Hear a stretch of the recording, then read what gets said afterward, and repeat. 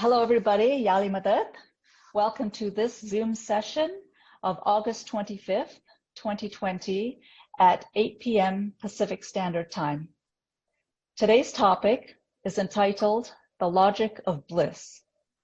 In this lecture, Dr. HASSAM will explain the wisdom of bliss and its spiritual context by probing into its celestial origin and terrestrial challenges. Before we begin, though, I would like to let you know that Nusri will be hosting the Q&A tonight. So sit back if you can, relax, and please enjoy the session. At this time, I'd like to call on Nayab for the Ginan recitation. Nayab, if you would, please.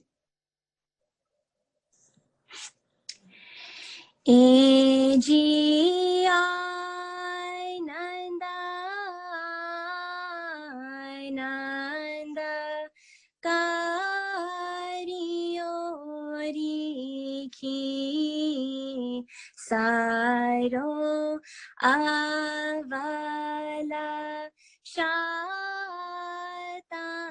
me paya ji eji milone emila voriki Saro mili kari kariyo kamai ji eji diyo dasonda avatara diya वो तो एने करता वे जीवरो छूटे जी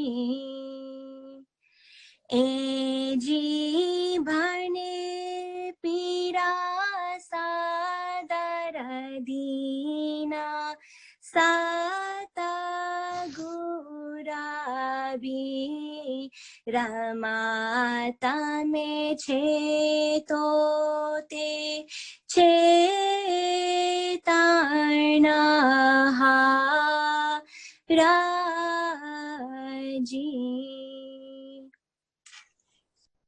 Thank you very much, Nayab. That was lovely.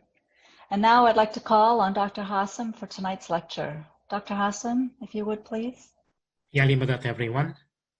Welcome to tonight's session on the logic of bliss. Paradoxically, when you think about the title, I'm saying the logic of bliss, but it works the other way too if you were to say the bliss of logic. Logic is such a powerful instrument of the mind that when used properly and when you understand the propositions of logic, truly you can get a sense of bliss by being so logical about things. Of course, logic has a limitation, but the word bliss and logic sometimes appears to be oxymorons. Not really. There is some level of bliss into logic also. Just so that you can reflect on that.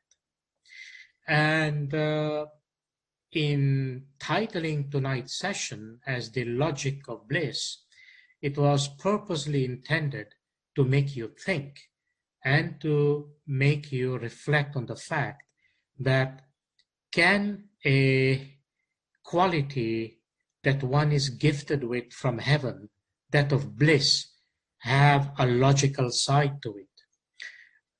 In my point of view, I can assure you from my point of view, definitely there is a very powerful logic to this notion of bliss, particularly in the way in which our own faith defines what that bliss is, where it comes from, and how can we, if we are blessed, get it and receive it. and be part of that bliss. So this beautiful Ginan recited by Nayab, not only is the Ginan beautiful, her voice was hypnotizingly beautiful. Thank you, Nayab, for that. It was really, I wish it had gone on. But that's okay, it's a short Ginan. This Ginan, Anand, Anand, Karyo, Rikisaro, has 7 parts, 7 verses. And just to tell you, between Pir Sadaddin, Pir Hassan Kabirdin, and Pir Shams, not counting the other Sayyids, there are at least between 22 to 24 other Ginans that have the concept of Anand in it. There may be more in different verses and contexts, but at least these are some of them I've identified before the session. So the idea is this, that we are looking at this word from this Ginan called Anand. Why did the Holy Pir use this word Anand? And just to make sure that we are on the same page, you know that this word is used colloquially, it is used linguistically in conversations, in many other ways. When people, for example, say things like, "Oh, how are you?" And you may reply in traditional language by saying "Anandche," that I'm happy, or there is happiness, or there is joy, or there is satisfaction. So all these words sort of come out of this word Anand. But the word Anand used here in the Ginan is much more so. So in tonight's presentation, you may find that I am rotating or interchanging the word between the word Anand to mean bliss or happiness. But this happiness is not the ordinary happiness that we talk about. And as a result, I have qualified my definition to say that this happiness, I call it bliss because it has a spiritual component. And it is a celestial event in a human being through terrestrial challenges. So let me just go through the Ginan as I say, and I always like to say in the beginning of my talks, that remember, please always remember what a grace and what a mercy it is from our beloved Imams throughout history to have inspired our holy peers to have composed these holy Ginans, as our Dais in histories have composed Qasidas, and they've composed Mankabats, they've composed Masnavis, all of that with the purpose of creating a spiritual ecology of the heart and of the intellect, so that we may engage in our faith with love and devotion and intellect to the Holy Imam and understand our faith. It's one of the most powerful means that history has proven and demonstrated that it is. In addition, please always remember that the holy peers, as defined by the Imam, they are the highest in creations. Being highest in creations, the holy peers have in them the nur of Nabi Muhammad Rasul sallallahu alaihi wasallam. As Nabi Muhammad sallallahu alaihi wasallam was our first holy peer and the last prophet of Allah on earth, in the same way, his nur has continued in the holy peers who are appointed by the Imam. And as you know, I have explained this in many times, the holy Imam retains the office of the peer. In other occasions, the Imam appoints a peer, and then he fulfills the function of the peer. And these holy peers have, by the authority of the Imam, they have infused nur into the knowledge they have brought us about our Satpant faith, about our Ismaili Satpant Dharam, meaning the path that we follow, the esoteric path that we follow, the hakikat in it, and the marifat that we derive out of it. We have a vehicle of understanding the various layers that exist. And we understand that through the compositions that our holy peers have brought together. And even such a simple Ginan, we take it to be simple, but it's really not that simple.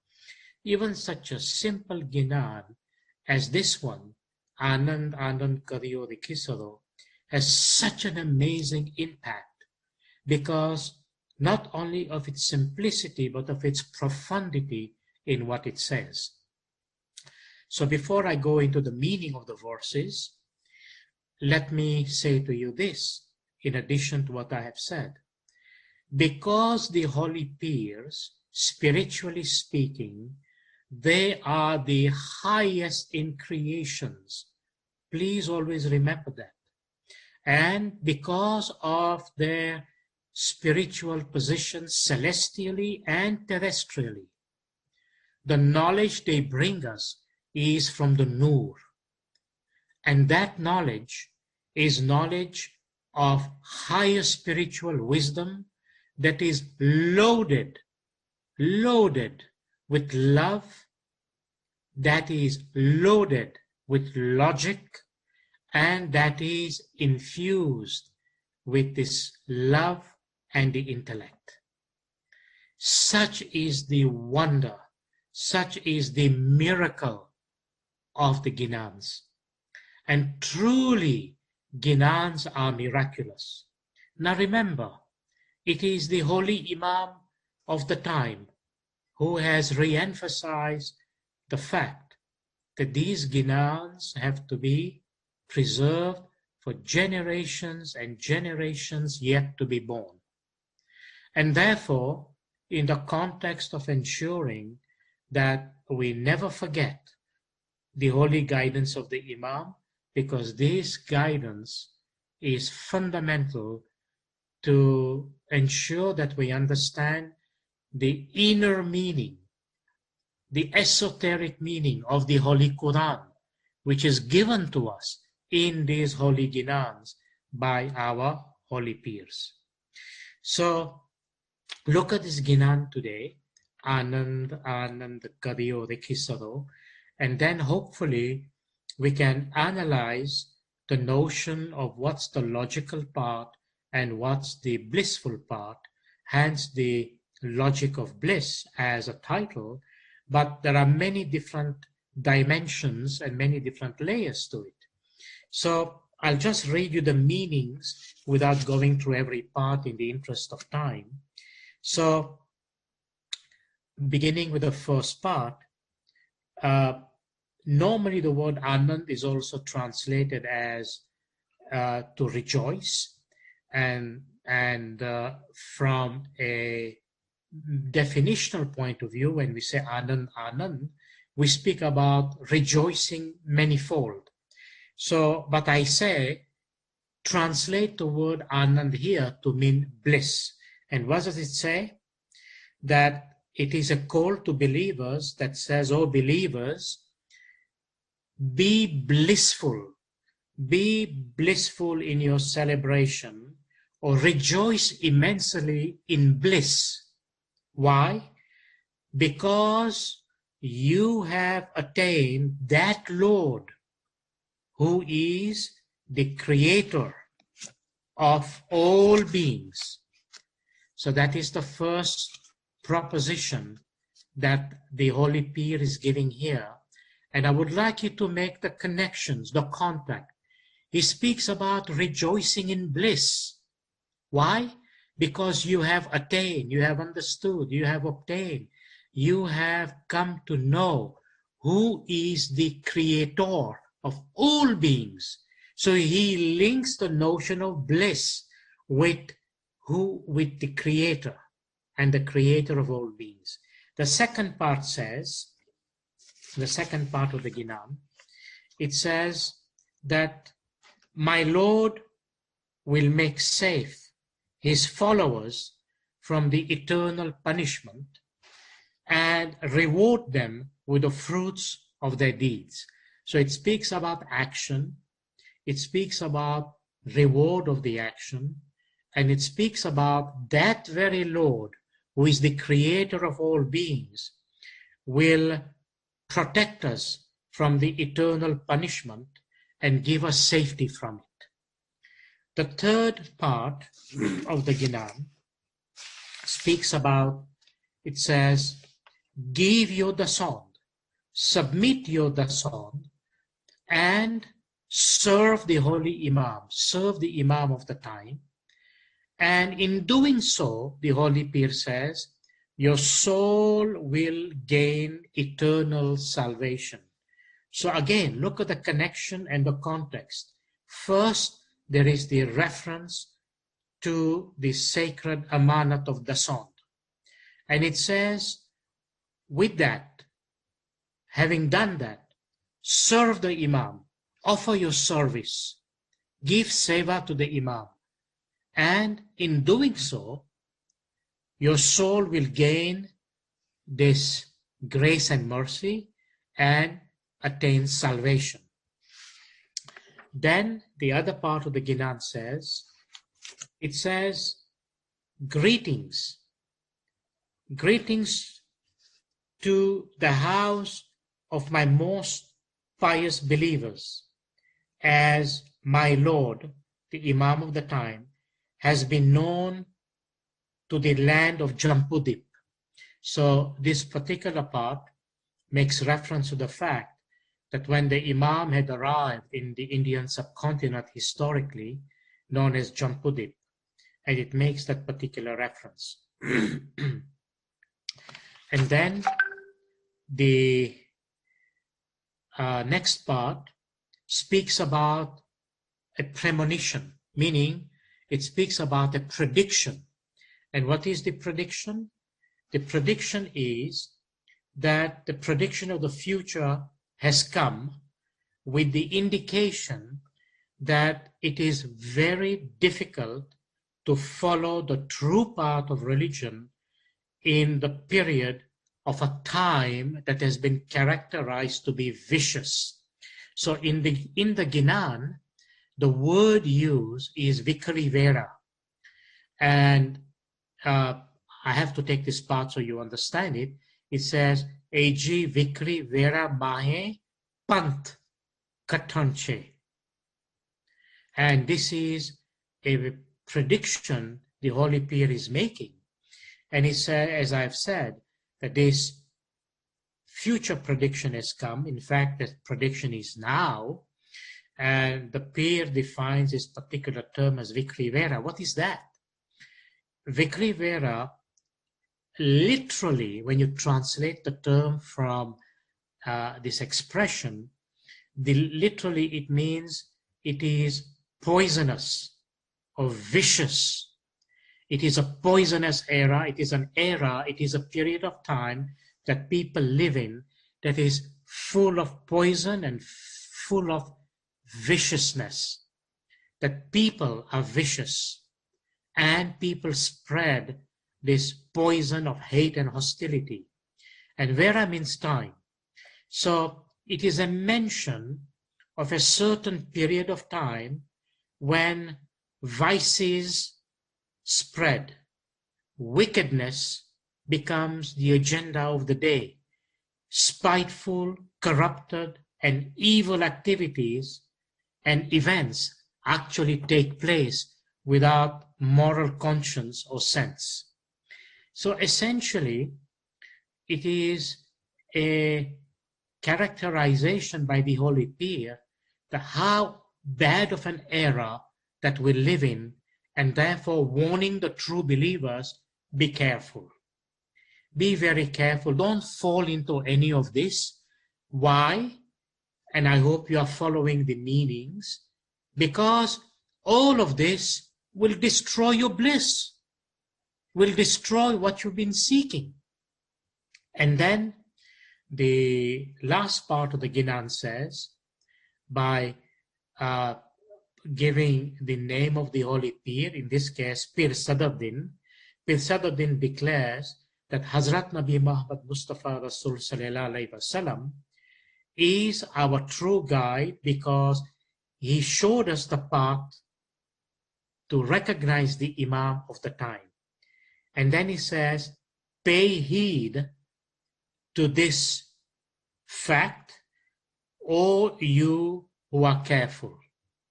Now let me explain a bit more, because the Ginan says, Eji Bhane Pir Sadruddin Satgur Birma Tame Cheto Te Chetanaha. Satgur Birma, what is that? In spiritual history, you find that Holy Prophet Muhammad Sallallahu Alaihi Wasallam took many different names. And his name, the name of Holy Prophet Muhammad at the time when his Nur was created from Mawla Murtazali, and when his Nur, from which emanates, from which it's the source of the whole creation, you know the hadith, that is known as Birma or Brahma. Now, to be sure, do not confuse this with how someone long time ago said to me, well, Brahma is the one of the gods of the Hindu Trinity. It has nothing to do with that. In Hinduism, there is the mention of the name Brahma, but it is not an exclusive thing in the way it is said. The identification of Brahma means the creator, one who created an expanding universe, is called Brahma. So Holy Pir Sadruddin, by the way, who is also Brahma himself, because he has that Nur in him. Therefore, this Ginan says, if you look at the word, Eji Bhane Pir Sadruddin Satgur Birma or Brahma. I've explained to you before the meaning of Satgur. And in this case, this identification is given that Pir Sadruddin himself is the manifestation of that Brahma, meaning the one who is the highest in creations. So you can imagine when Holy Pir Sadruddin, along with other Pirs who have this position, being the highest in creations, when they are teaching us this knowledge, where is that coming from? And that is our bliss, that is our joy in our faith, to know that this knowledge that comes from the Nur, this knowledge that comes from the ones who are the highest in creation, this knowledge is reliable. This knowledge is foolproof. There is no doubt in this knowledge. This is the knowledge of conviction. And if this knowledge is understood and practiced and put into action, this knowledge will create the platform that the soul requires in terms of knowledge to give salvation to the soul. So this is knowledge of salvation. And how fortuitous that today we are speaking about the notion of bliss, and we are relating it to this particular Ginan. Now remember, I said there are many Ginans, and of course there are many mystics who have achieved a level of that bliss and have explained it into their poetry, into their rendering, and into many other phases of their explanation and so on. Now, having said that, let me now turn to expanding the subject and basically explaining the various species related to this notion of logic and bliss.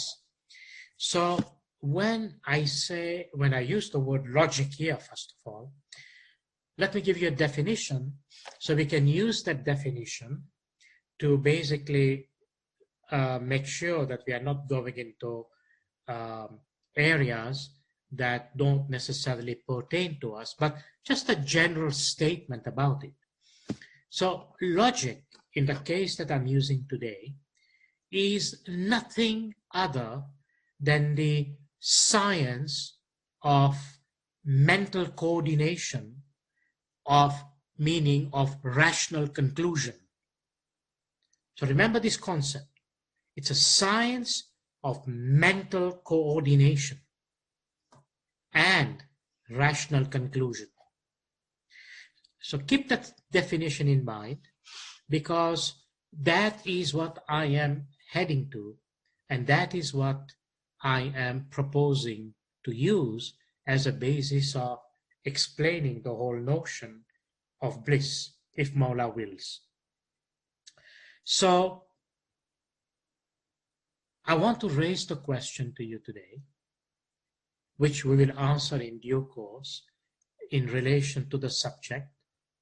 Remember, logic and bliss, and logic being the science of mental coordination and rational conclusion. So the question is, what is your priority in your existence?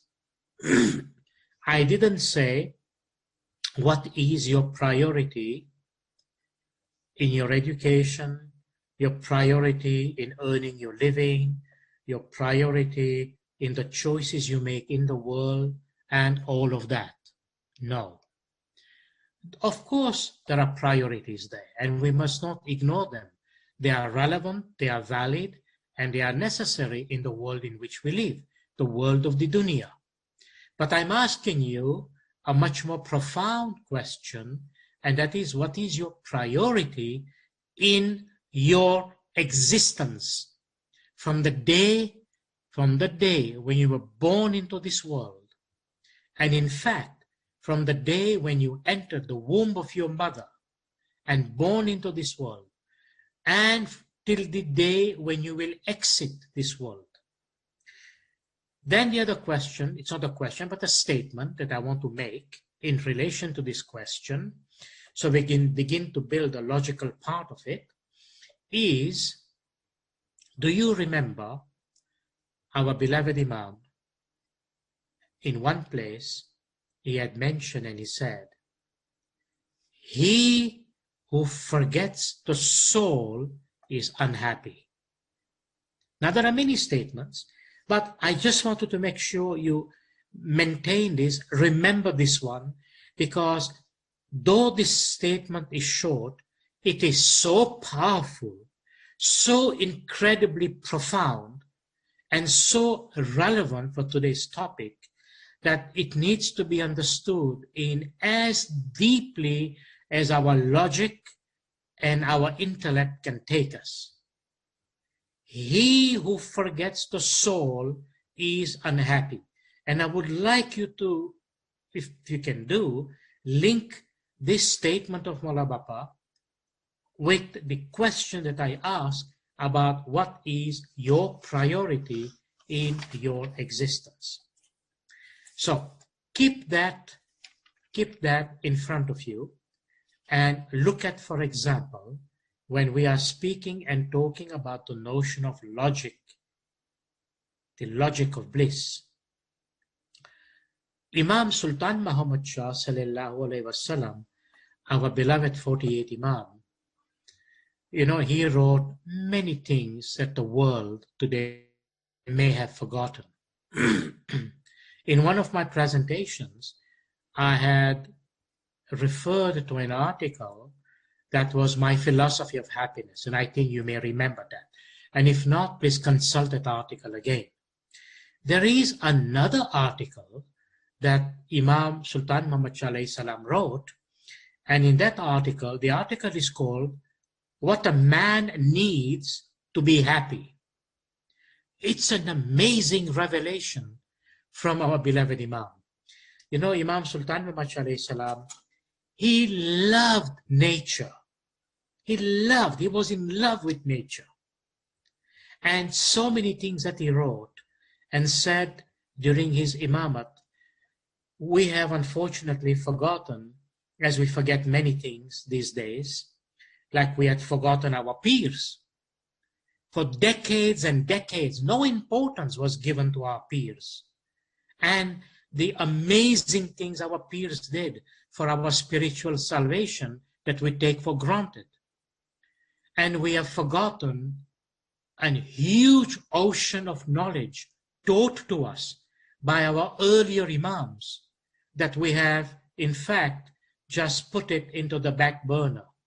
And it took the 49th Imam, our present beloved Imam, in his blessed words, to remind us to go back and bring those things forward from history and look at paramount of everything, the sacred teachings of Maulana Murtaza Ali sallallahu alaihi wasallam.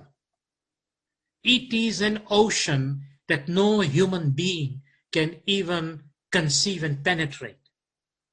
Yet we in fragments bring this quote and this quote and this and this and that, but the reality of Maulana Murtaza Ali and the ocean of his teachings have remained unconquered and non-navigated from us.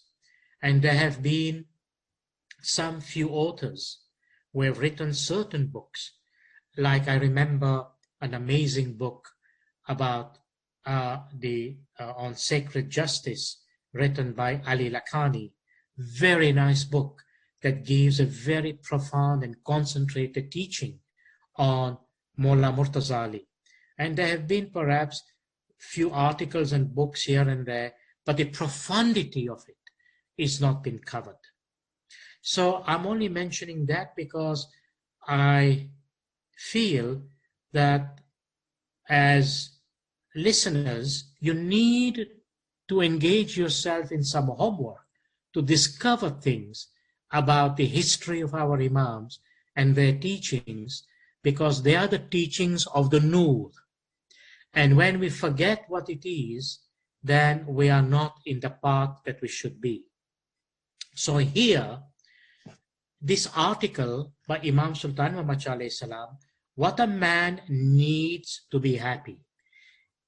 Imam Sultan Muhammad alayhi salam mentions 6 things.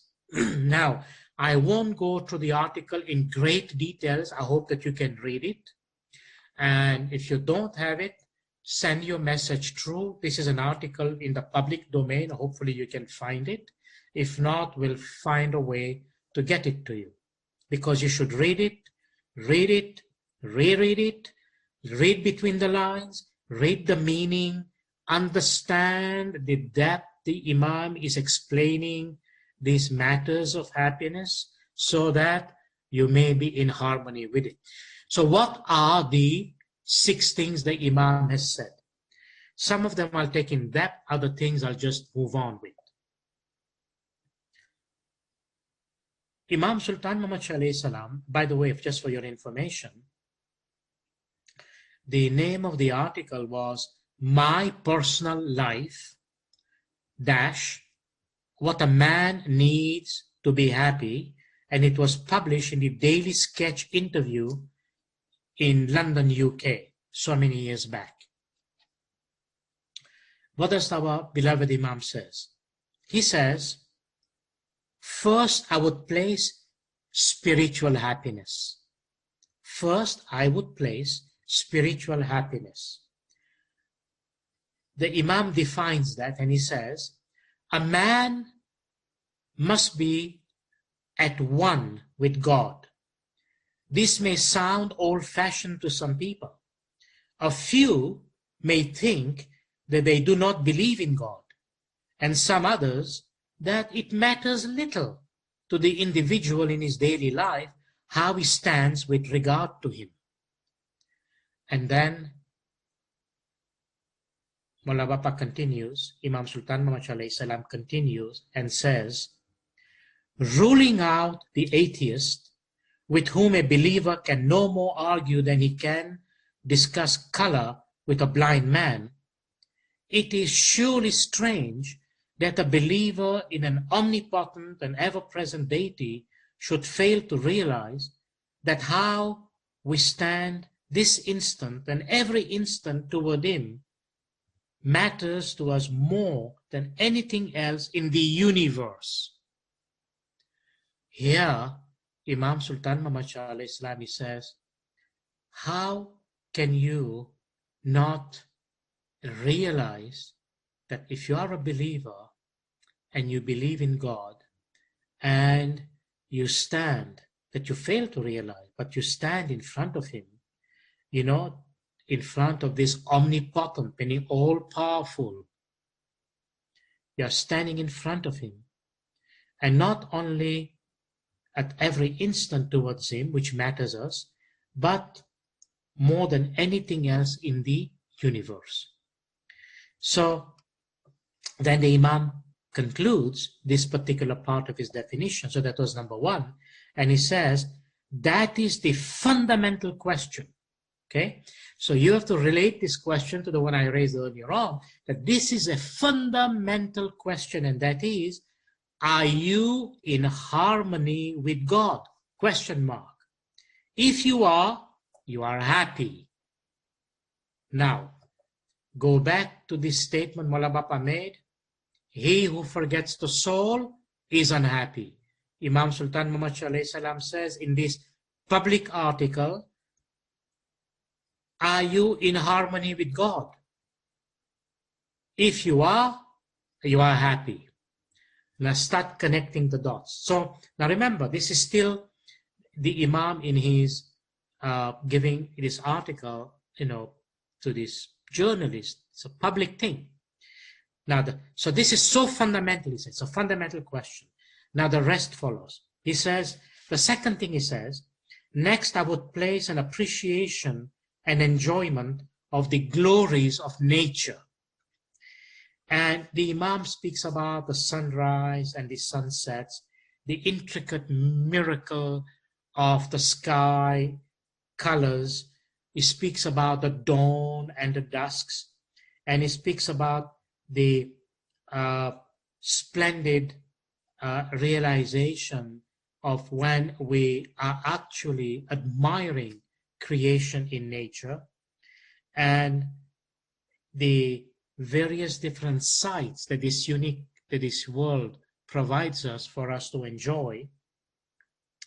And he goes on to speak about the stars, and among the stars he mentions Orion. I don't know whether you know, these are the three stars that you often see together, and it is known as the belt of Orion. There is the shoulder, there is the three stars, and then there is the sword of Orion. They're just pictures to help us remember the configuration of the stars. And then it speaks about the Pleiades, which is another configuration of stars. And the Imam says, you are looking at the stars, but look at them with meaning. Anyway, he goes on to speak about the glories of nature, and speaks about the mountains and the rocky peaks, and he says, look at the lakes that are surrounded, look at the mountains in which exists the lake, and look at these various peaks that are around this lake or this river, and what sense does it give you of beauty and so on. So he speaks about the glories of nature, and he says, and do not forget, there is a very powerful purpose when the Imam says this, and he gives us this example.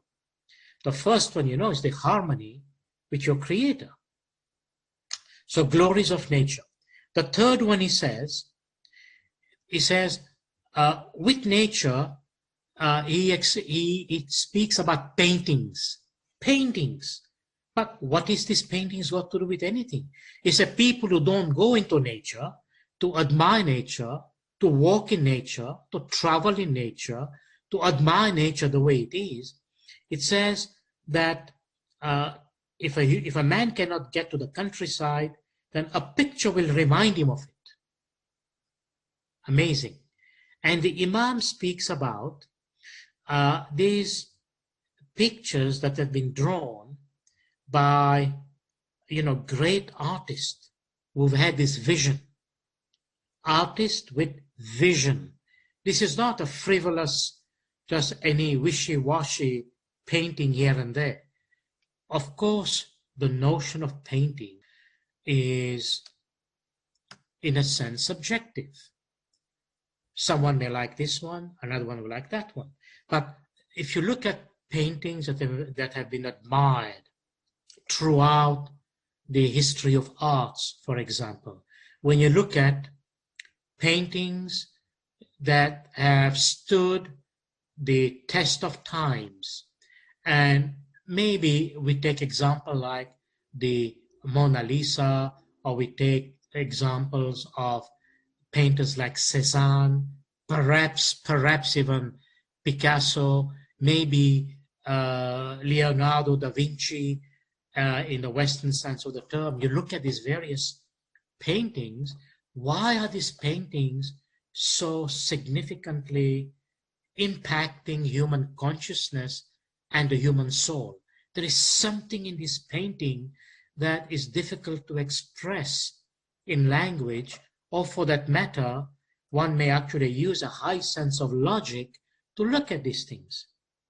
And then you look at paintings that are in traditional cultures, like in India, like in the Islamic world, like paintings and iconographies that are in various religious traditions. What are those? Well, lest we lose sight of the subject very quickly, the idea is this, if I can translate it for you simply. Let's assume there is a painter, an artist. He goes into some kind of inner experience. In that inner experience, he has a vision.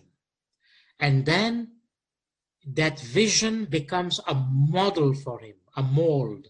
It's a model. He has the vision right here. And now he translates that vision into colors, pictures, images, nuances, and in whichever way this artist expresses his theme and his vision.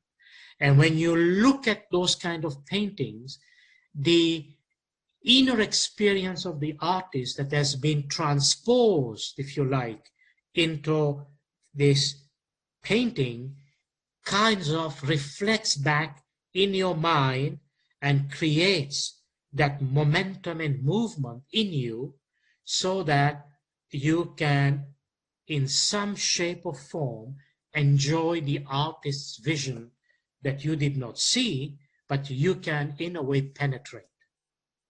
So our beloved Imam Sultan Muhammad Salam speaks about great artists, and the possibility of these artists having had this kind of artistic vision is definitely a fact. So that was the third thing. The first one, harmony with God. The second was the glories of nature. The third was, if nature was lacking to an individual, then he would speak about the painting. So you look at artists and artists painting. Number 4, our beloved Imam speaks about literature. Amazing. And what does he say about it? He says, in the context of literature, above all, poetry. And our beloved Imam says, poetry is the voice of God speaking through the lips of man. Isn't that a beautiful definition? Poetry is the voice of God speaking through the lips of man. And you know, there are many, many people, young men and young women in our tariqah who have written many poetries and who have expressed poetic expressions as well as artistic expressions. And it would be nice someday to actually see their poetry. And I think whenever there have been exposition, at least I've known of a few, and it is nice to see how in our own community we have the expression of that art, whether it's through painting or poetry. But here Imam Sultan Muhammad Shah says poetry is the voice of God speaking through the lips of man. And then he defines further and he says, if great painting puts you in touch with nature, great poetry puts you in direct touch with God. So now imagine the poetry written by people like Jalaluddin Rumi, Ibn Arabi, and other great poets like Hafiz.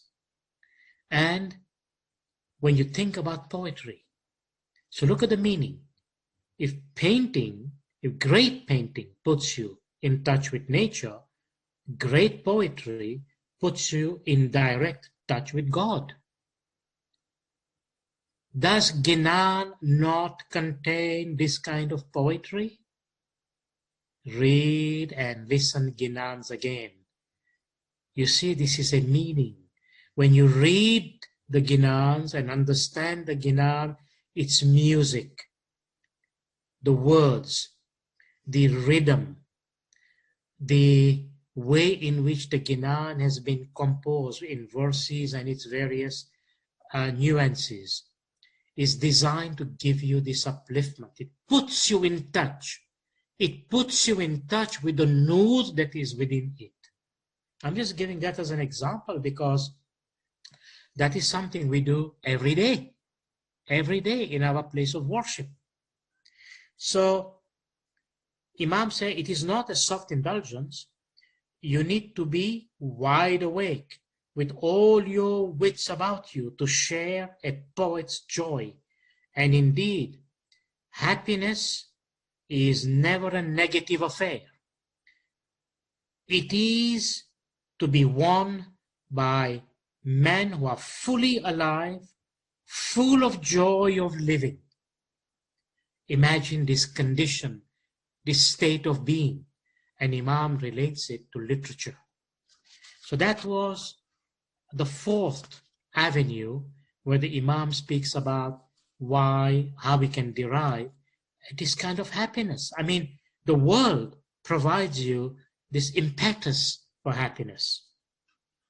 Number 5, our beloved Imam speaks about the joy of rapid movement. What does he mean by that? He says the joys of rapid movement, such as you get from games like golf, tennis, football, and the Imam then even mentions cricket. He says he's been told about cricket. As with literature, the mind, then the Imam says, so with games, the body feels itself vividly, happily alive. You know where this is going, right? The Imam is indicating here, if you are following what he's saying, that there are various layers by which the human being has been blessed to understand and recognize this happiness even at the most physical level.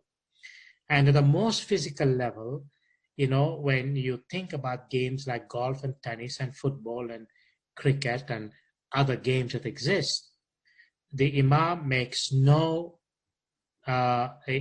leaves no stone unturned to connect it to the thing. And he says that this is an attribute of people who have this sense of joy, and they are vividly, happily alive and full of that zeal and enthusiasm. And the surprising thing is, surprising in a sense, the Imam says, of all sports of rapid movement, the riding of a horse is the best. The riding of a horse is the best.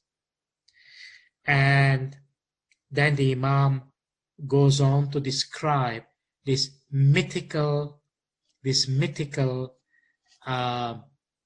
animal called the centaur, which is half man and half horse. And the Imam said that this, the centaur was no idle dream.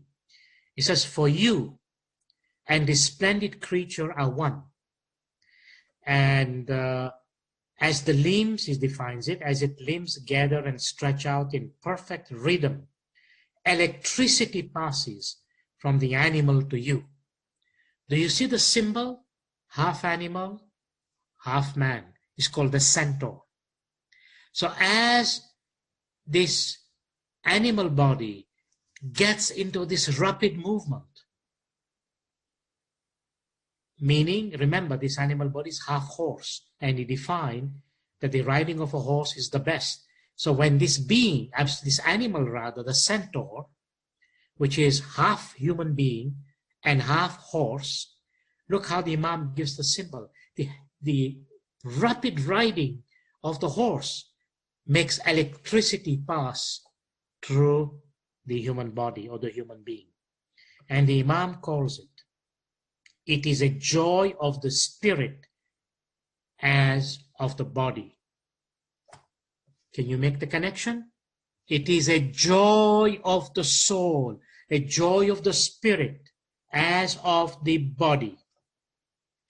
So then he goes on describing other things about the horse. And then, very, very nicely. So I advise you, if you have the time, to read and analyze that, because it is so beautiful. And I would love to take more time this evening to actually say a lot more about these various aspects, but I'm coming to it. And then the sixth thing he has said, before I go to the sixth thing, he says, all these five things that I've said, beginning with harmony with God, and then the glories of nature, and then the paintings, and then literature, and then the joys of rapid movement, five things. And then he says these five things are independent means of happiness. They're independent. So each one of them can be used in its own way. Then he comes to the sixth one, and he says that the sixth one is a dependent one, and that is marriage. And our beloved Imam has so many beautiful and comical things to say about marriage, but let me just summarize it in just one quick sentence. And he basically, first of all, says that he considers that the concept of marriage is fundamentally important, and he does not subscribe, nor does he support the notion of celibacy and hermits. He says no, that is like running away from an adventure which you should be part of, because it is a means to bring happiness too. But of course, the Imam is not ignoring the fact, and he says, marriage has its irritation, marriage has its up and down, but in the scheme of things, it is a joy that it is a happiness that is created out of this dependence. And I think it would be reasonable to be able to state that, when people reach that kind of harmony between themselves, sometimes people say to their partners things like, well, I can't live without you, you're part of me, we are part of one. Why do people say that? It is a recognition of this fact that this dependency is itself a nexus of the joy that arises between two people. Many times they say not an easy one to negotiate or to navigate, but one that is part of human existence and human history, and we cannot ignore it. No wonder the Holy Prophet had so many beautiful hadiths. So many beautiful hadiths about this dependence, this unity in marriage. And you know, one of them, I don't know if I've stated it in my earlier lecture, but one of them, the hadith says that there's a story behind it, which I'm not giving it to you now in the interest of time. But the hadith says, marriage is half your religion. Worship God with the other half. Sometimes people have misunderstood this hadith. And they say, marriage is half your religion. So worship her with the other half, or fear her with the other half. And of course, people get a good laugh out of it. And I say to you, go back on the serious note. Look at this beautiful hadith of the Holy Prophet Muhammad sallallahu alaihi wasallam. And what does he say? Do you understand the hadith? Marriage is half your religion. And in the context of that half your religion, it is intended that the partnership you develop in your marriage will be spiritually propelling and virtuous to you. You have to understand it in those terms. As I said, I won't go into the deeper meaning because of time. I have quite a bit to cover still. So that is the one part. And then it says, worship God with the other half. The point is, you cannot possibly worship God in the way that Islam intends unless you first consider this notion of unity. And let me take a minute or so to express the meaning. What is the most fundamental aspect and formula and expression in Islam? It is called Tawheed, and that is unity. Unity. And in this case, unity of God when you say Tawheed. And this principle of unity goes all across the board, including in the context of human relationship. And is not marriage a means to bring two people into one, yet still recognizing their own idiosyncrasies and particularity? But this unity that happens between two human beings is indeed a reflection of that divine unity. That is why you worship God with the other half, because the other half is also that unity, but that is of God, and that is at the human level. How powerful a hadith the Holy Prophet gives us. These are teachings of the Holy Prophet sallallahu alaihi wasallam. And then you know there are these other hadiths about marriage. The Holy Prophet said, a man marries a woman for 4 reasons. The first one, you marry her because of her wealth. The second one, because of her social status in society. The third one, because of her beauty. And the fourth one, because of her faith and religion. Meaning, not necessarily meaning you belong to that one faith per se, but her actual devotion, her actual sacrifice in religion, the path she follows in that faith.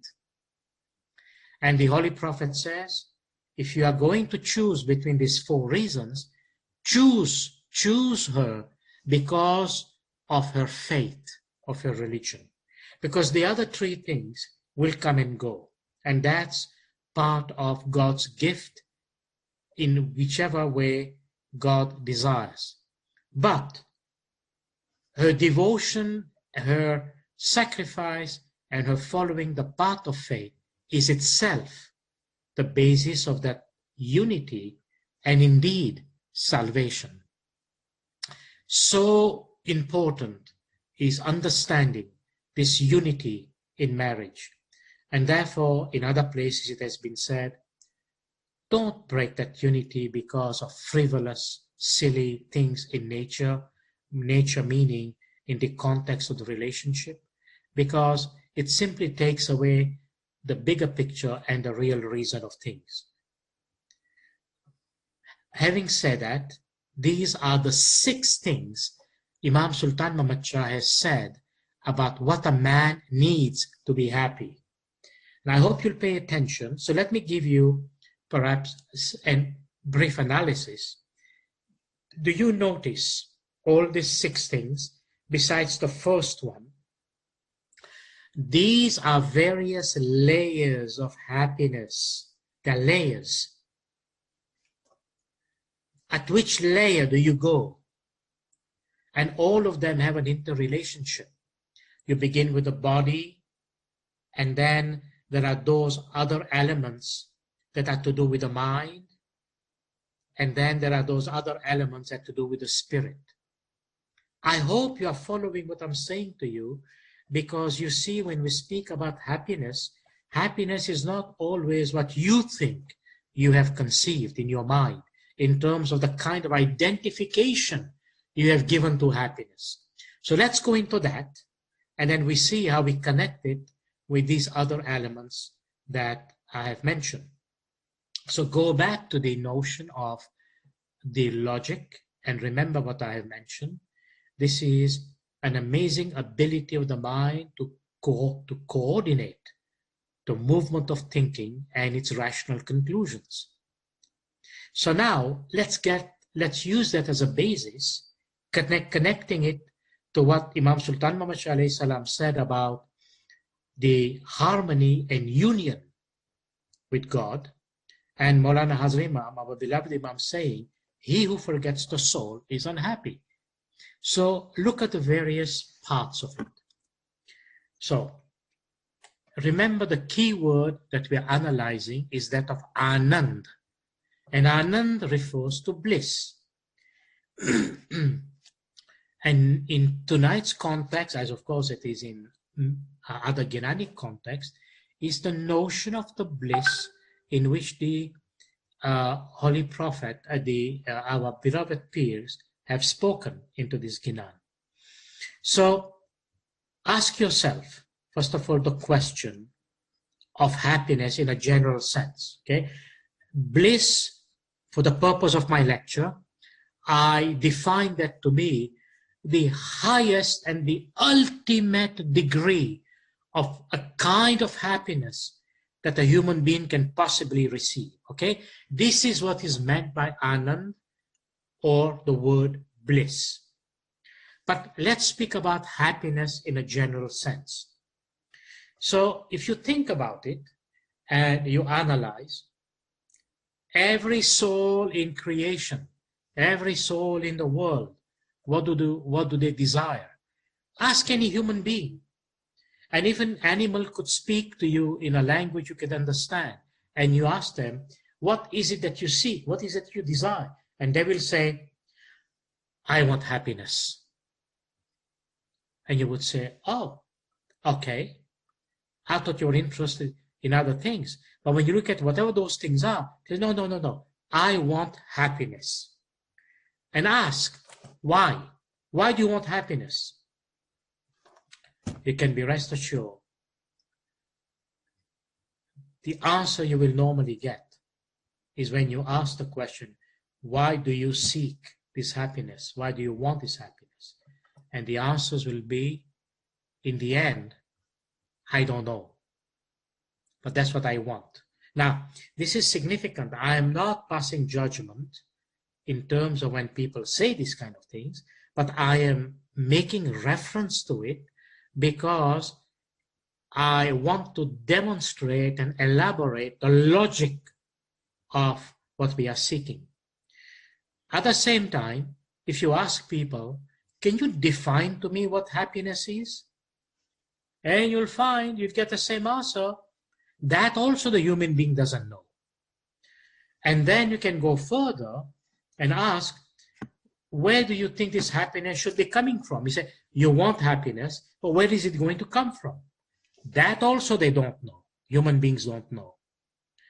And if you ask, how will you get it? Leave alone to know where it is. We say, how are you going to actually get it? And that also, the statement is, the human being doesn't know. Now, before I go any further, remember, the material world in which we live goes through a process. Every single thing that is material, that is matter, that is of the dunya, this process applies to everything. There is birth, there is growth, there is the casting of byproducts, there is decline, and then there is death. Can you name anything in this world that doesn't go through this process? Whether it is a tree, a stone, whether it is anything that is in nature, material existence, birth, growth, duration, casting of byproduct. I think I missed duration in the first one. Decline and death. So take the human being. It's a perfect example. A human being is born. He grows. There is duration. He lives for a certain time. And within that time, he casts certain byproducts. Then there is decline, the age, and so on. And in the end, there is death. You see?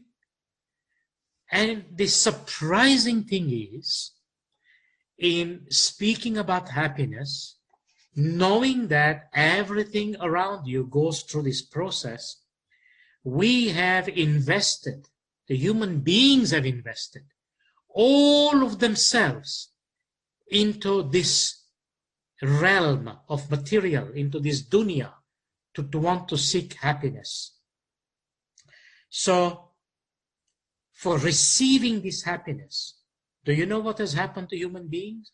When you look at the human being from a spiritual point of view, the human being has tried and tried and tried since the time of eternity. I'm telling you something from spiritualism, from the spirituality of the soul. The human being has tried from the time of spirituality, from eons, to try to obtain this happiness. And he has failed to obtain this happiness. And guess what? He will not cease until he continues, and he continues to try. He will not cease. And that is why the whole notion of birth and rebirth, or if you like, of reincarnation back into this planet, and I'm being very specific, is how souls basically go and come back, because you might say, wait a minute. They didn't find happiness into this world. And when they died, they went into this other world, the hereafter. And are you saying they didn't find happiness there, and therefore they came back? That is exactly what I'm saying. And I know this is going to surprise many people, but don't be surprised. Because you know what? We are speaking about a different kind of happiness. I'm not saying to you, when they went to the hereafter, they didn't get a kind of happiness. Just as in the material world, you do get some kind of happiness, right? Some kind, but not the absolute kind, which I'm coming to it in a second. So then what happens? Mystics tell us, that the quest for this so-called happiness,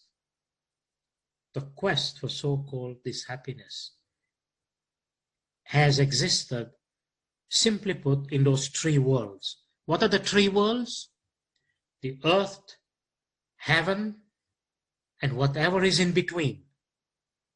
Earth, heaven, and whatever is in between. So, here we are on earth. And then we think maybe happiness lies in the hereafter. But where?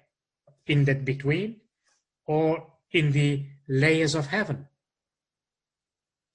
Mystics tell us no. Even from there, your soul isn't going to find it.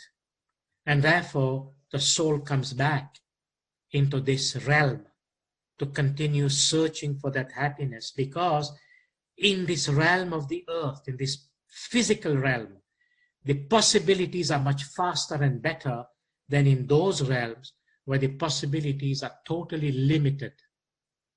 Now, let me not go into that dimension of explanation, but simply come back to our topic, that of the logic of bliss.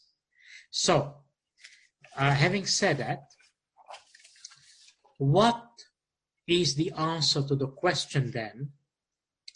Why are we constantly seeking this happiness?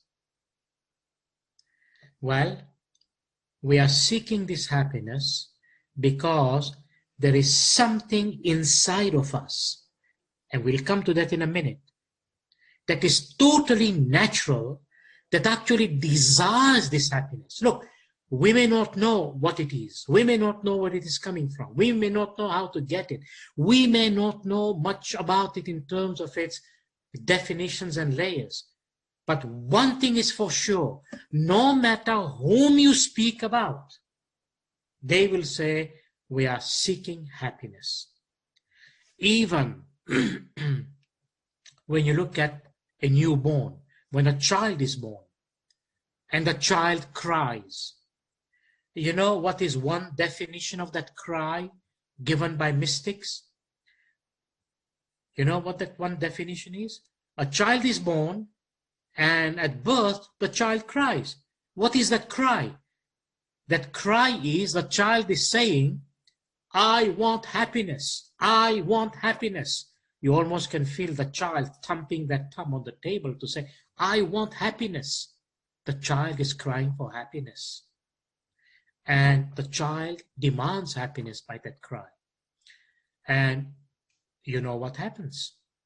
As soon as that child is in the arms of the mother and finds the connection, you know what happens? Any mother would tell you. Immediately, the child is at peace and finds that peace, but it cried for happiness. It's a beautiful analogy if you think about it from a spiritual point of view, which I'm coming to it. So, why are we desiring this happiness? In fact, at this point, I'd like to change the word and say bliss. Because remember, material happiness is material happiness, and we'll define it in a second. But we are seeking that happiness that we call bliss. Why are we doing that? Because the answer is, we ourselves, every human being, in fact, everything in the world, and for that matter, everything in creation, we are a fraction of happiness. You are a fraction of happiness, meaning you're a small part of happiness.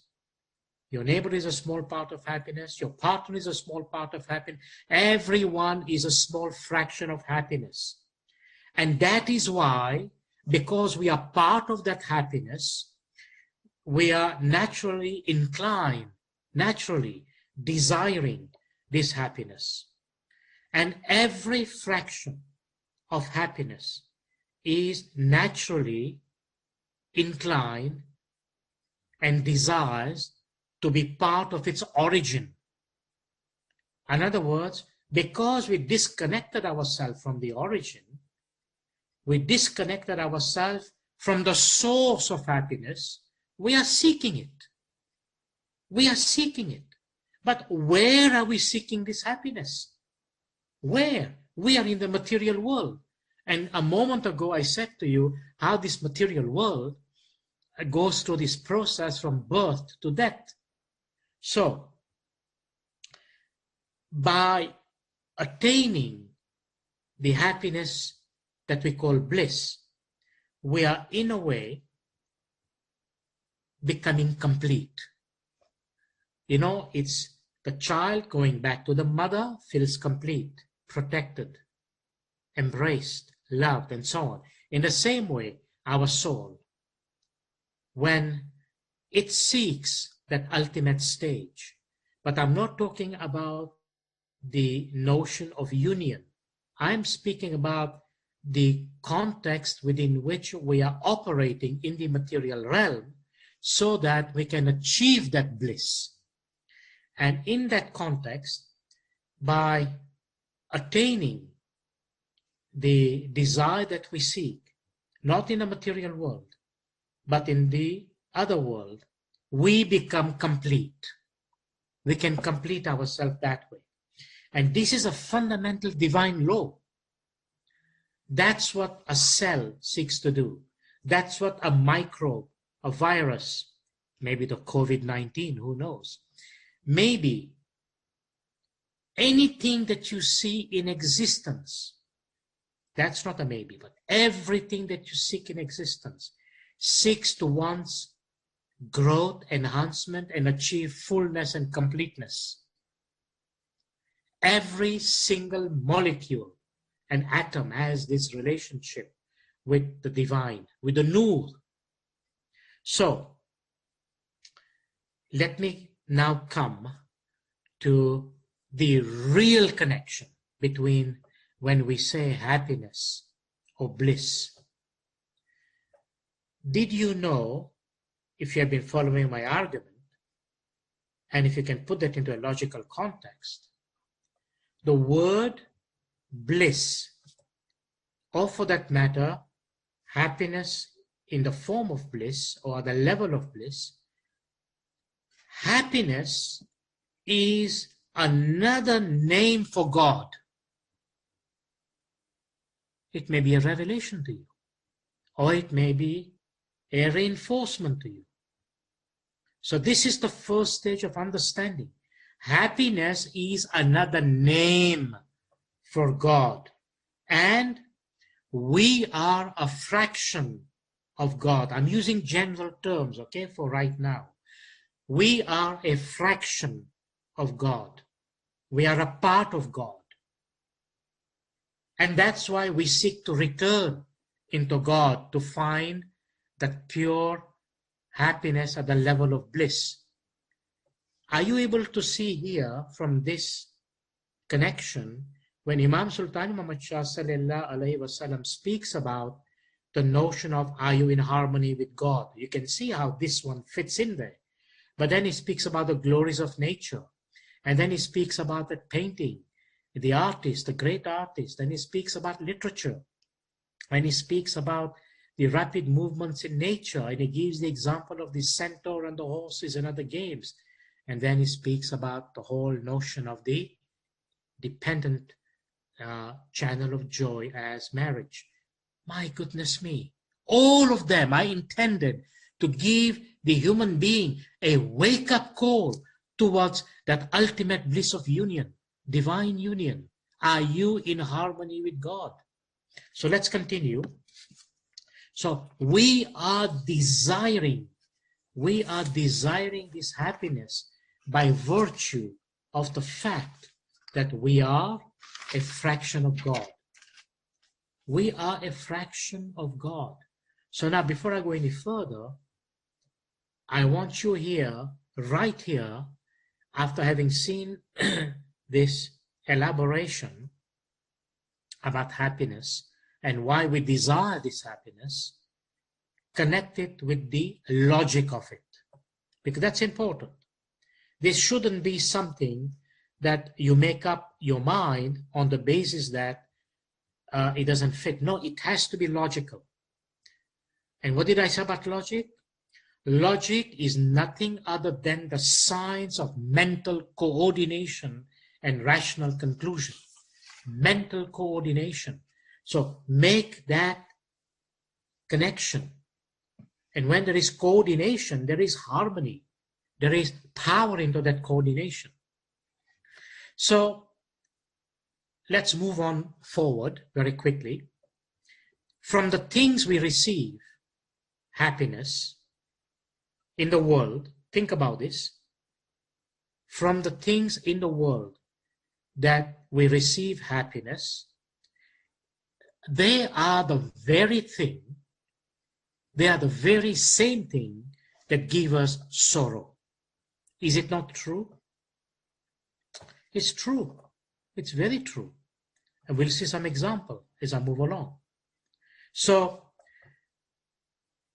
the tragedy is when we are not logical or convinced about it, because the mind is so cluttered with confusion and with having lost that sense of harmony and discovery.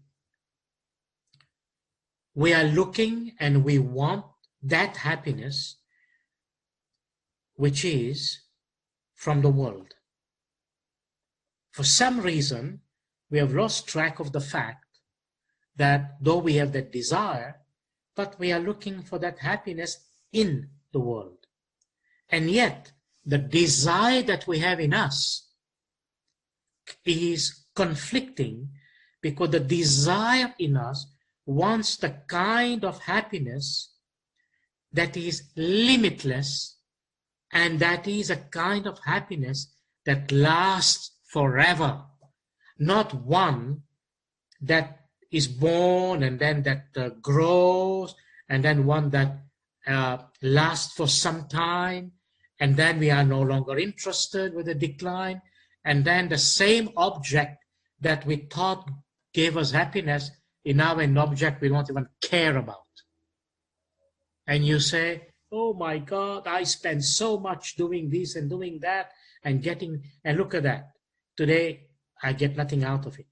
Basically, you are saying, it did not give me the happiness I wanted, because I'm looking for the permanent, everlasting, the kind of happiness that lasts forever. So, the unlimited ocean of divine happiness, if I can put it this way, is what? It's time to remove the curtain. It's time for the mind to be clear in the context of our understanding, in our tariqah. Go back to what the Imam has said. He who forgets the soul is unhappy. So did you see the soul anywhere in the world? In the items of this world in which we exist? No. So the reverse must be true. Then he who remembers the soul then must get happiness, because our beloved Imam says, he who forgets the soul is unhappy. Meaning, you're not going to get that happiness that your inner predisposition wants you to get it. So essentially, the unlimited ocean of happiness that lasts forever, that happiness that is unlimited, that happiness, once you get it, no other happiness will compare to it. That happiness that we are speaking about, that I call bliss, is that happiness which the peers in the Ginan call Anand. And what did they say? You are getting this Anand because you have come to realize that you have obtained. Remember Anand, Anand, Kariyo, the Kisaro, the first part of the Ginan. You have obtained and recognized and being blessed to know that that Lord is the Lord of creation and the Lord of all beings, and you have recognized him. And who is the divine, the ocean of divine happiness, which is Mola Bapa himself, who is the holy Imam. Mola Bapa himself is the ocean, the permanent, infinite ocean of that divine happiness. So, remember what I said a few minutes ago. Happiness is not in those celestial abodes. You can be in the heavens you want. And you can be in those heavens for a long, long time. But you are not going to get this happiness, this bliss. This bliss is only from Mola Bapa himself. I hope you can understand this.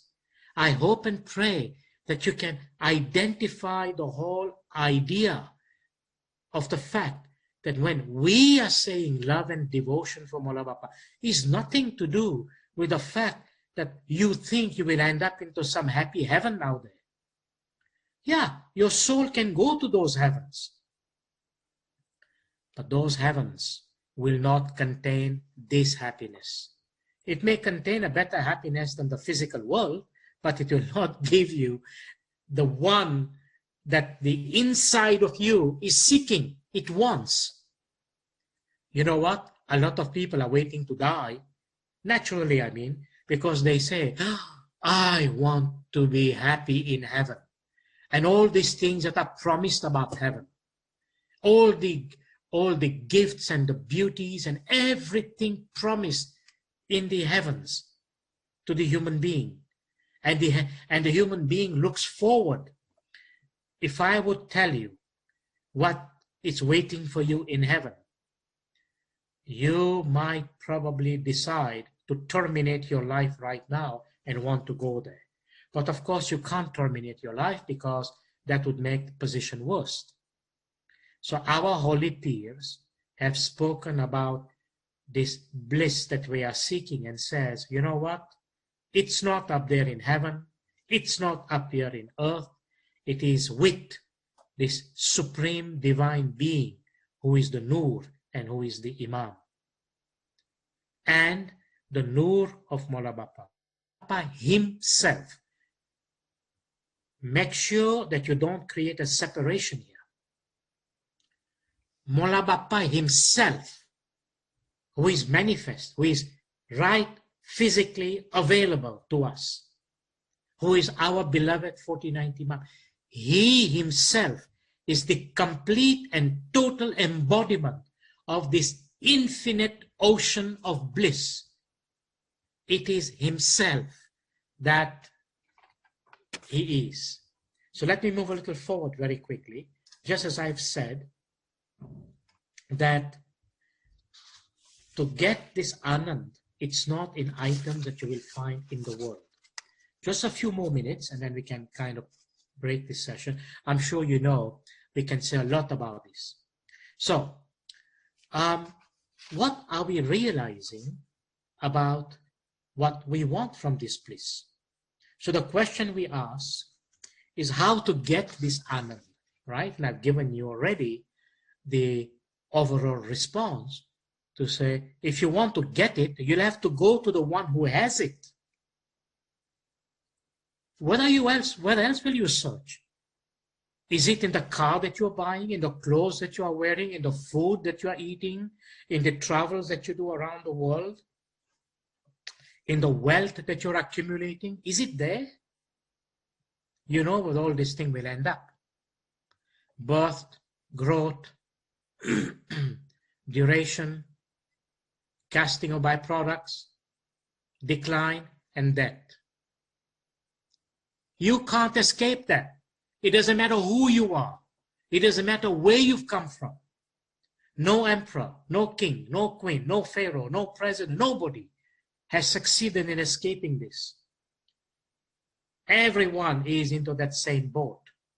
So you ask yourself that how to attain this Anand, this bliss, that which is unlimited. In contrast, so what happens to the Anand of the world or worldly happiness when you make that analysis? Number one, I have to say this thing to you because remember, we are speaking about the notion of logic, okay?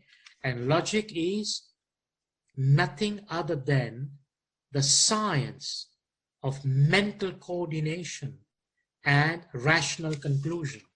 So when you look at the notion of happiness in the physical world, number one, it is limited. We agree on that. It's not unlimited. A very quick example, you eat food. And when you eat food, when you're super hungry, and that food basically brings you a kind of joy And in the end, you say, "Ah, that hit the spot." And you are so grateful and happy. Happy. You're really happy. Oh my God, this was so good, right?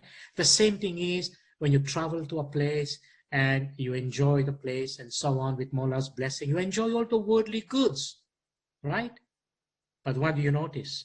After you finish eating and your stomach is full, and maybe you ate a little too much because you loved it, now you're so full, and somebody says, "Eat some more. Didn't you like it? Didn't you love it? Eat more, eat more."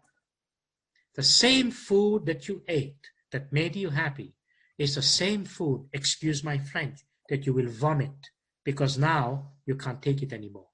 So what brought you pleasure is now bringing you sorrow. You can take any item in existence in this world that is material in nature. It will create pleasure and sorrow, meaning this happiness of the physical world is limited because beyond it, there is a greater happiness that is unlimited by logic. So that means that the material happiness, because it's limited, you reverse the thing and say, no, this is not unlimited. So your mind, your logic, your thinking says, you can't invest too much in this. Secondly,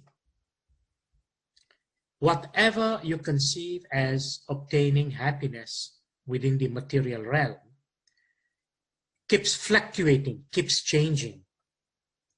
And in the end, it will end. No pun intended, but it is absolutely the case. This fluctuation, one day it's good, one day it's bad, one day it's happy, one day it's unhappy. These are all the material aspects of happiness, and they are not in essence called happiness. And you know, let me just give you the connection right now before it slips my own mind. When you think about material happiness, they are all expression of the uninformed mind. That happiness we are speaking about, that is the Anand, that comes from the ocean of that infinite bliss, is connected to the soul. The point is this: bliss comes from the soul, and material happiness is generated out of the connections and transpositions that the mind is doing in the material world. Okay? So, there are two major problems or defects about the world, about material in the physical world. One, it is not unlimited. In other words, it will come and end, and then you'll be sad. And secondly, it is not timeless. It has a limited time. And you can decide in however you want to put this, and you will not find a way out of it. You know, this is one of the fundamental reasons our beloved Imams and all our Imams have fundamentally told us that the soul is eternal. Only the soul is eternal, nothing else. You remember that? So the question arises, you know, that where are you investing your life? Remember the question I asked? What is the priority in your existence? You know, the physical life you have been given is the capital. It is a capital that Mola Bapa gave you when you came into this world. How are you spending this capital?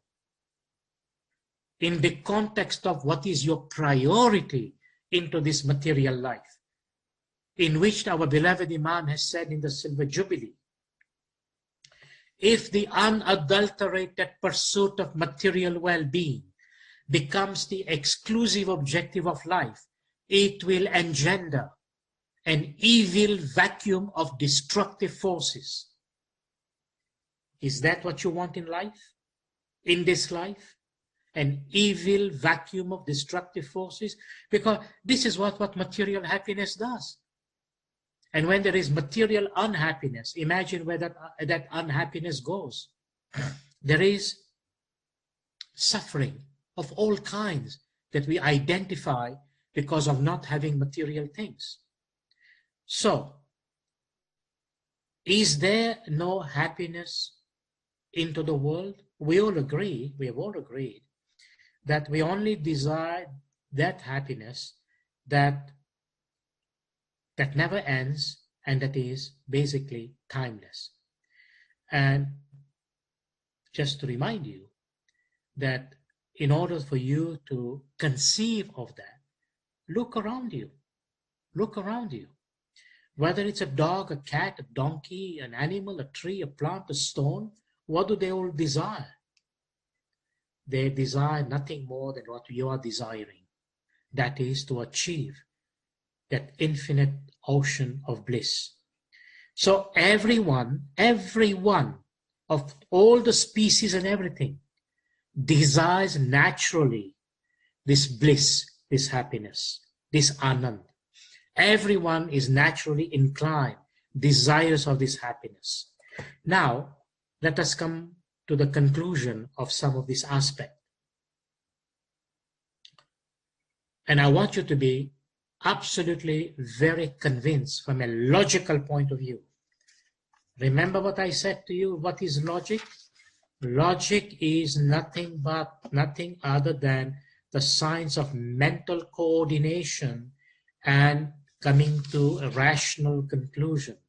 If you have followed my argument and are putting before you this conclusion on the basis of this mental coordination, that this bliss, this anand as happiness, call it peace, call it enjoyment, say it in any language, express it in any way you want. We must conclude, at least from the perspective of how we view the world of matter and the world of spirit. So there is anand, there is happiness in this world, not how you determine it.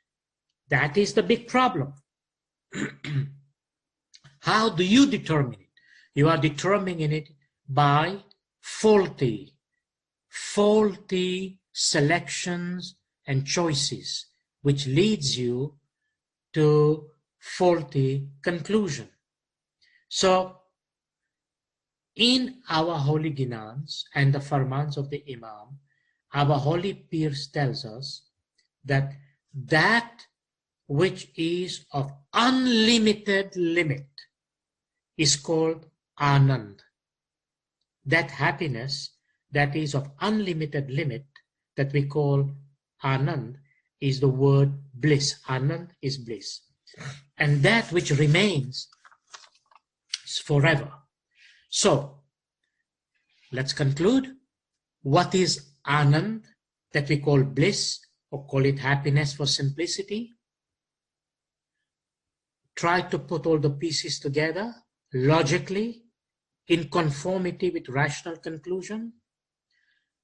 Bliss or happiness in that spiritual sense is a word that is synonymous with Mawla. Or take it from another faith and say God. Bliss is Mawla. Bliss equals Mawla. Whether you say happiness, or whether you say bliss, or whether you say God, or whether you say Mawla, or whether you say the Nur of Allah, it's all one. There is no division. The point is that the conclusion is pretty simple. Mawla is happiness himself. He is Anand. Anand is Mawla. Anand equals Mawla. Mawla equals this Anand, who is the infinite ocean of this bliss. So, to complete this conclusion, this means, from what I've just said, since we are a fraction, a part of Mawla's Nur, we are inclined naturally to seek that ocean which we belong, which we were. Does it make sense to you when we now look at this phrase, he from whom we have come, to whom we will return? Inna lillahi wa inna ilayhi rajiun. And only this can give us and make us permanently, limitlessly, and give us that bliss that we seek. And do not forget, Mawla Bapa himself is the bliss. Mawla Bapa himself is that Anand. Having said that, what does that mean in practice? Never, ever, ever, ever, ever, ever be distant from Mawla Bapa himself. Don't be distant from him. Will this be your priority in life? Because remember, whatever that you are seeking in this world that you define as happiness, whether it be all the material possessions that you want, where do you think they come from? They come from that spiritual world. And Mawla Bapa is the source of all of that. All of that. The air that you breathe, the food that you eat, the car that you bought yesterday, the beautiful house in which you are living, the clothes that you are wearing. Everything a faithful does in this world is connected with this proximity of his heart, soul, intellect, feelings, thoughts, with Mawla Bapa himself, with a full realization. It doesn't matter what your polluted and cluttered mind tells you. The reality is that if you are seeking for that real happiness, it is only going to come through the grace, mercy, and Mawla's love and compassion to us. This is our hakikat and our definition of happiness. We are a part of Mawla Bapa, and we are seeking to be one with him to earn that absolutely final, limitless ocean of bliss that our existence is seeking. And once you are blessed with that, you will have it forever. Thank you for this evening's participation, and I most sincerely pray, may all of you be blessed with this ocean of happiness, and may it bring you in your material life, with Mawla's grace, love, compassion, and guidance, all your needs, spiritually and materially, and may you have a happy, content, material life, and may that happiness give you the opening to this greater and permanent happiness, which is always, always, always to remember and be in remembrance of Mawla Bapa himself and in proximity of Mawla Bapa, and never, ever, ever be distant from him. And Mawla bless you, accept your prayers, and bless you with Zahiri and Batini Dida. Ameen. Thank you, and Mawla Bapa bless all of you. Thank you very much, Dr. H. It has been a most enlightening presentation on bliss and the more lasting and real and permanent happiness that you have described today. And of course, thank you for making so many of us happy all throughout your life. Shukran, Mawla. So we're at a point where almost 250 people showed up tonight, and you've already given us the prayers. And so this is an exit point. If people want to leave, this is a good time. We've opened up the chat. And we are already getting questions. And so is it okay for you to take some questions tonight? We can take a few tonight because next Tuesday, inshallah, with Mola's blessing, will be a session dedicated to answer many questions that have come, and we need to have a session, otherwise they will pile up. So inshallah, next Tuesday we will have. So we can take a few now, and we can take others, hopefully, if we can, next Tuesday or in future sessions of Q&A that will follow.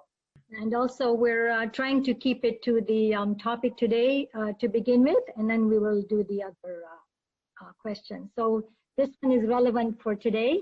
It says, one with spiritual enlightenment gleams with a colorful aura. Can you please explain that? Yes. Now, remember, enlightenment is given to the soul. But when the soul becomes enlightened, and I'm answering you in general terms, when the soul becomes enlightened, the power of that enlightenment goes through your whole being. And remember, the human being, and I use the word being, not just human body, the human being is composed of three bodies: your physical body, your subtle body, and your causal body. And the soul, the spirit, animates these three bodies, meaning without the soul, this three body decomposes and go away. It is the soul that gives life to the causal body, and from the causal to the subtle body, and from the subtle to the physical body. So when enlightenment comes, and that light, that spiritual light is so powerful, it goes through your whole being, and the part that is closest to your physical body is your subtle body. And the subtle body is made of an element that is so fine and refined in nature. In other words, it goes beyond the physical state of matter that we know, and yet still kind of physical. It is so permeated with that light that it kind of overspills around you, and this is what we call your aura. And that aura has three layers. To put it simply, it has more. There is an inner aura very close to your physical body. There is a middle aura that is basically the intermediary that creates the transitions and the dynamics between the inner aura, and there is the outer aura, which is the one that if you are able to, in the right conditions, that you can actually see. Or, if I can tell you this, for many years in the past, I used to experiment with a number of scientists and others, taking photographs of these auras, because people sometimes didn't really believe in them, and we called those Kirlian photography. Of course, that science has improved so much now, we can use actually computers to do that job. But perhaps in one of my lectures, I'll bring you some photographs, and you'll be wonderstruck. But these experimentation basically was significant to see there is, if you like, a covering of energy around your body that we call the aura that actually can be photographed. And there are instruments today that we can get where that aura can be photographed. And if you wanted to see your aura, well, you can. You know, this is no different than, for example, do you want to see your heart? Well, go and get an X-ray done. And then the cardiologist can tell you a lot about your heart with measurements and rhythms and all of that. In the same way, the aura that is outside your body is a field of energy that emanates from higher up, if you like, that is basically outpouring yourself. There is another relevant question. Can you please connect your definition of bliss to the practice of Bandi? It's connected. That's it. It is it. So the more bangi you do, the happier you get? Bangi is bliss. Because the bangi you do is Mola Bapa's bangi, not anybody else's. All right. We have come to a point where we can open up the floor. If anybody has any questions, they're welcome to use the electronic raise hand that is in the participants menu. And in the meantime, this one may be a bit too heavy for tonight, and I know there are other stages that go with it. So I don't know if you want to address this one. Somebody's asking Dr. Hassam to explain Bakabila. Well, that is an expression you find with many mystics. And, you know, our beloved Imam, in many other forms of explanation, have basically said to us the word fana. And I would say to you, don't overanalyze, follow what the Imam has said, and understand what the Imam has said, and your expression of Bakabillah will become clear to you. Okay, that's all the questions we have tonight in the chat. It looks like the group is more silent today. Do we have anything from the floor? Otherwise, we'll call it a night. It is going to be precisely 10 p.m. This one also, if you want to take tonight or leave it for another night, what is the significance of Panchtan Pak? The Panchtan Pak is the symbol of the Noor, meaning that when you think about the Noor and how the Noor has manifested itself in creation from the very beginning, and how the Noor expresses and demonstrates its physical manifestation. It is true, the Panchtan Pak. Panchtan Pak means the 5 holy bodies, literally speaking. But the Noor is one Noor, but it expresses itself through these 5 holy bodies, the 5 personalities of the mental, as we call it. And if you think about it in a very logical way, look at, for example, in our holy dua. In the 6th part of our holy dua, we say, Allahumma bihaqi Muhammadin al-Mustafa walinil Murtaza wa Fatimati Zara wal Hassani wal Hussein. And immediately, there is the name of the Imams, Allahumma bihaqi Maulana Ali till Maula Bapa himself. But look, the construction. Allahumma bihaqi, in the name of the Panchtan Pak. And then, Allahumma bihaqi Maulana Ali.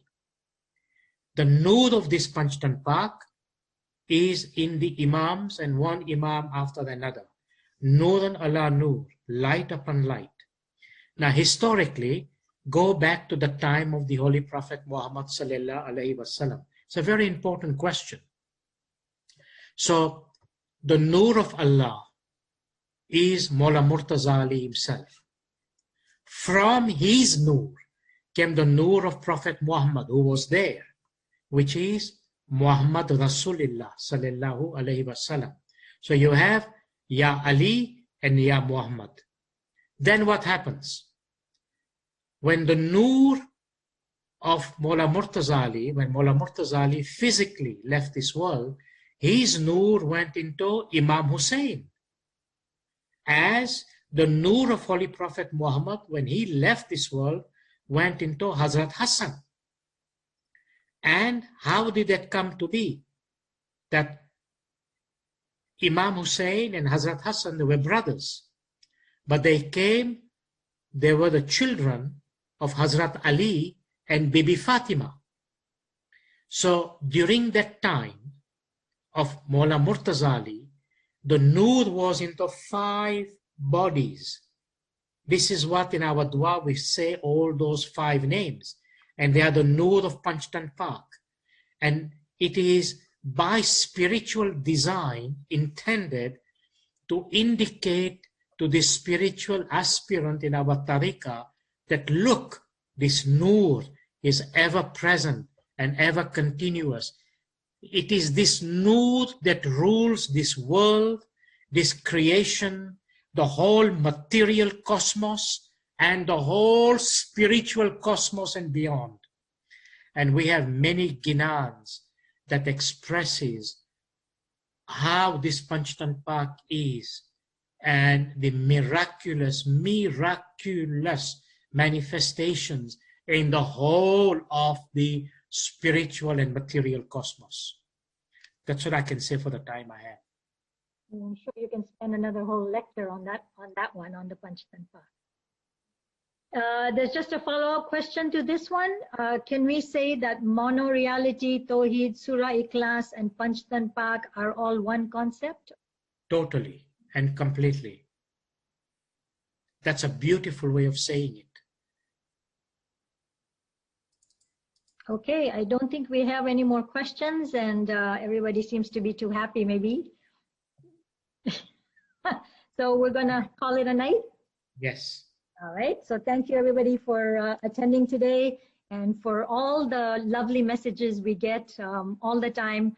We are humbled with everybody giving such nice comments and feedback, and we have tons of questions lined up. I think next Tuesday should be Q&A.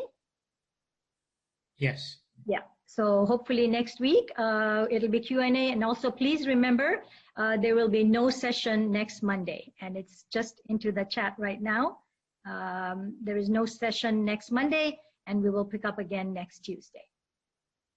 So thank you once again, Dr. H. Thank you, everyone. Thank you to Faiza, to you, Nusri, to the other co-hosts. Yes. God bless you for your seva and service, and for serving all the listeners today with your presence, and to Nayab for the beautiful Ginan she recited, and all the Ginan reciters who have come in the past, and inshallah for those into the future. And we express our gratitude to Mola Bapa himself and to the holy peers through Mola Bapa for the wonderful knowledge they have given us to enlighten our soul and intellect. Thank you. And Yali Madat. Yali Madat.